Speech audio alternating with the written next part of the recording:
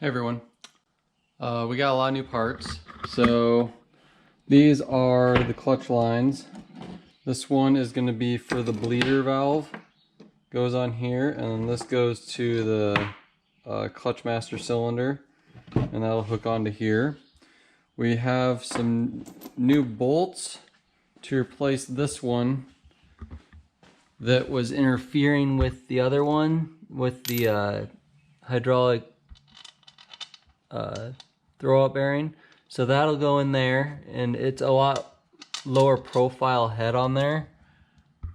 So hopefully that will give us the clearance not to hit. The other parts we have these V-band exhaust flanges that will go on here. So I had to cut off the original flange that was on here because it was gigantic triangle pattern. So these will go on here, which will need to be welded on, but we can do that. And then we'll have something for the exhaust to attach to. And then I also bought heat wrap for both of the exhaust manifolds, because they're going to be really close to everything in here. The the steering shaft and brake lines and fuel lines are going to be running through here. So I thought it was best that we get some heat wrap for it. We also got the fuel line fittings that we needed that we were missing before, and we got more fuel line. So we should have everything for the fuel system except for one adapter, and that is the adapter that will thread into this. And then the other side is 6AN fitting. So that is the only thing we're waiting for, and hopefully it'll come today, but I don't know. But that's what we're really waiting for to try to start this engine. The wiring I have pretty much all ready, and we just really need to test to see if it'll start on this wiring setup. Because if it will, then I'm gonna get it back in the car. So I really just want to make sure that it'll start, because this is going to be easiest to go through when it's out of the car.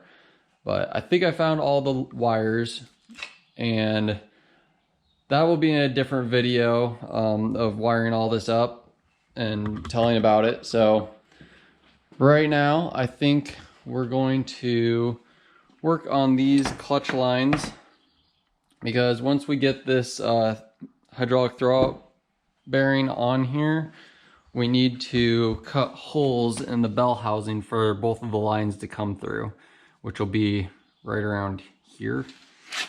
Yeah, right around here. So we're gonna have to drill 2 holes in this aluminum housing, which shouldn't be too hard. So let's get to work.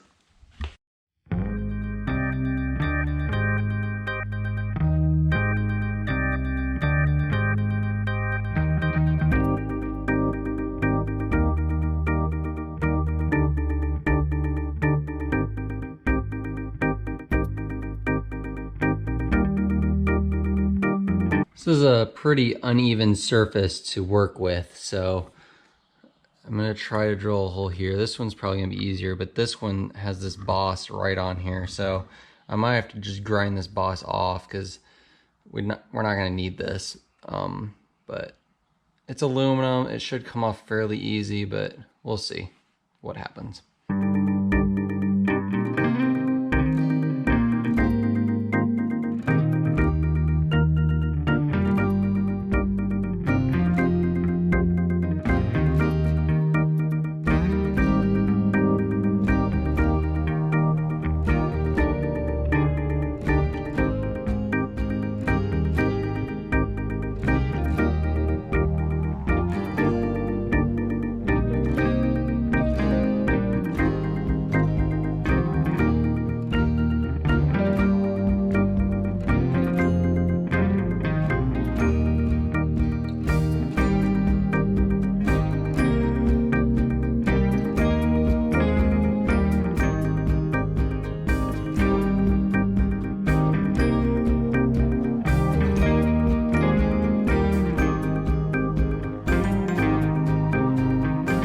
think that's gonna work pretty good. I might need to shave off a little bit here because this kind of pokes out a little bit, and same with this. This bolt shouldn't get in the way. I already test fit the line on there, but should be good. I think I'm gonna work on this a little bit.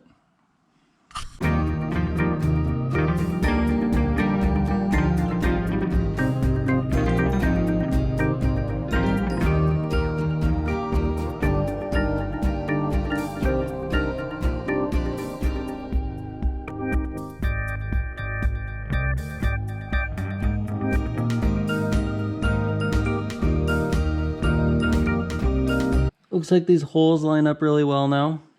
So I'm going to put this on. Actually, I'm going to attach the lines to it first. Okay.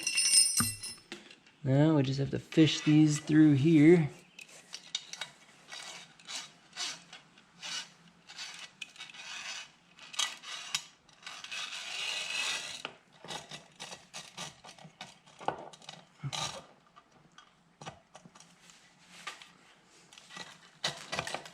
Hopefully I can get them through there like that.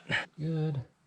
I'll put a little bit of Loctite on these screws that are going in here, because I do not want to have to take the transmission back off because these bolts came out. There we go. That's good. For the bleeder line, this kit came with an adapter that goes on here that has a bleeder screw on there. And I think how this is supposed to work is this is just gonna go kind of next to the transmission here. Or I guess I could attach it to the firewall or something up here. Like up here, so then I can bleed it from the engine bay. But I could have put a longer line on this, but I really didn't think it was necessary, so I don't plan on having to bleed the system all the time. I think when I put the engine and transmission back in, I've been putting them together before putting them back in the car, but I don't think I'm going to be able to do that this time, because all the other times that I've been doing it, I haven't had the oil pan on, and that's given me enough clearance to get it in the engine bay. But the last time I put it in here, I had to shove the transmission in this corner and then have the engine way over here and then just barely get it in, and it was very tight. So I would rather have it attached first, because it's going to be kind of a pain to attach it after. Trying to get those top bolts in is going to be a pain in the butt, but I'm hoping I can pull the engine forward enough to be able to tighten them and then put it back. So we'll have to see. If that doesn't work, then we'll just try to put it in all in one unit, but for now that's the plan, and I'll let you know if it changes. I think the next thing we're going to work on is the exhaust. Get these cleaned up a little bit and weld those V-band flanges on here, and then wrap them, and then probably put them on, because I don't think I'm actually going to be able to put these on outside the engine, or sorry, with the engine in the car. I put this one on in the car, but it was really hard to get to these bolts, and I don't think I could have actually tightened them. So I'm going to put them on outside the car. There should be plenty of room, especially with the flange right here. I'm not worried about hitting anything. So that's what we're going to work on now.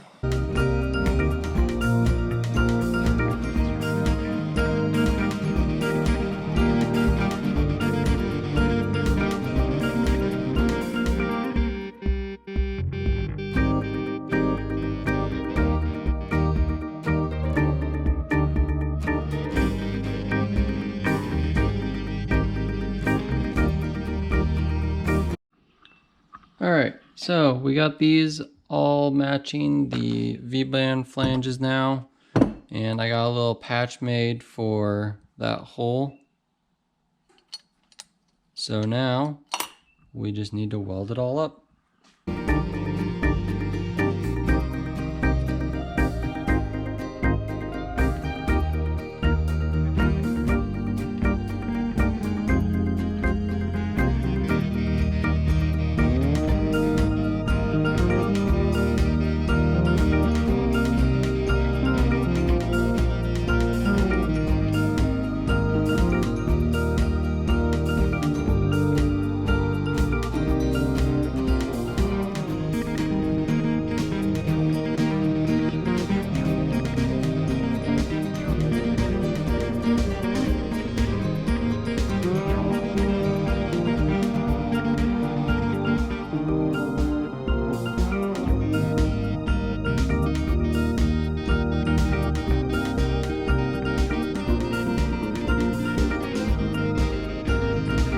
That's going to be all for this episode. We got all these welded up and ready to go on there. And well, we need to wrap them first, but we gotta wait for them to cool down. But I'm out of time today. So next time, maybe we'll have that fuel fitting for the line over here. And if we do, we are going to try to get this engine started right here. That's all for now. Thanks for watching.